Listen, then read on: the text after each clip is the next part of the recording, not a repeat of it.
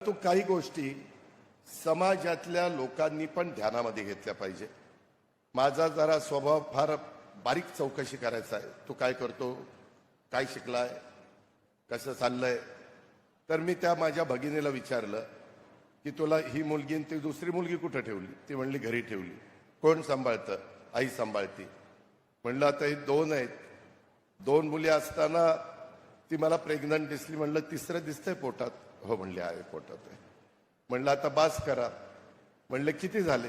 नाही म्हणले पहिले 3 मुली आणि 1 मुलगा आहे, आता ही चौथं काय होईल माहिती नाही। आता तुम्ही मला सांगा, जर वर्ण ब्रह्मदेव आला तरी देखील असं लोकसंख्या वाढीचा कार्यक्रम आपण व्यवस्थितपणे पार पाडायचं ठरवलं तर तुम्ही पण सरकारमध्ये प्रमुख झाला तर ते अशक्य गोष्ट आहे। जरा प्रत्येकाने आपापल्या स्तरावर काळजी घेतली पाहिजे। कुणी चुकत असेल, तुमच्या घरात काम करणारं कुणी असेल तर त्याला सांगितलं पाहिजे, अरे बाबा मुलगी असो मुलगा असो 2 वर थांबायला शिका।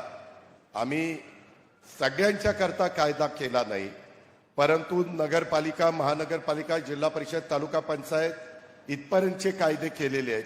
लोक म्हणतात आम्हाला कायदा केलाय, खासदार आमदाराला कायदा केला नाही। आता ते आमच्या हातात नाही म्हणून ते केलं नाही, नाहीतर तिथंही 2 अपत्याच्या पुढं जर कुणाला झालं तर त्याला उभं राहता येणार नाही, अशा पद्धतीचा कायदा केला असता। पण ते आम्हाला काही जमलं नाही, कारण ते आमच्या हातात नाहीये। पुढं कधी हातात आलं तर तशा प्रकारचा विचार करू, एवढंच त्याबद्दल मी आपल्याला सगळ्यांना सांगतो। परंतु ही बाब आपण सगळ्यांनी गांभीर्याने घेतली पाहिजे।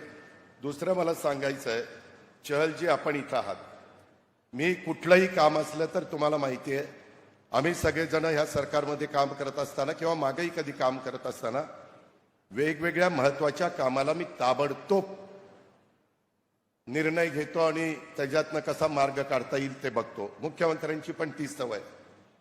आता इथं रश्मी शुक्ला बसलेल्या, आमचं कलेक्टर कार्यालय इतके दिवस झालं, तिथं बंडगार्डन पोलीस स्टेशन शिफ्ट करा असं देवेंद्रजींनी मला सांगितलं। देवेंद्रजींनी ताबडतोब रश्मी शुक्लांना सांगितलं, अजून काही ते काम झालं नाही।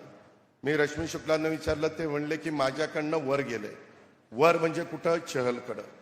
चहल, मला परत ते सांगायला लावू नका, माझी विनंती आहे। त्या संदर्भामध्ये माझे औंधच्या ठिकाणी आमचा रस्ता रुंद करताना, आता आम्ही हिंजवडीला काम करतोय, चाकणला पण मी सकाळी गेलो होतो, तिथं वाहतुकीच्या करता बऱ्याच गोष्टी कराव्या लागतात। मुख्यमंत्र्यांनी पण माझी बैठक घेतली, हिंजवडीची पण बैठक घेतली।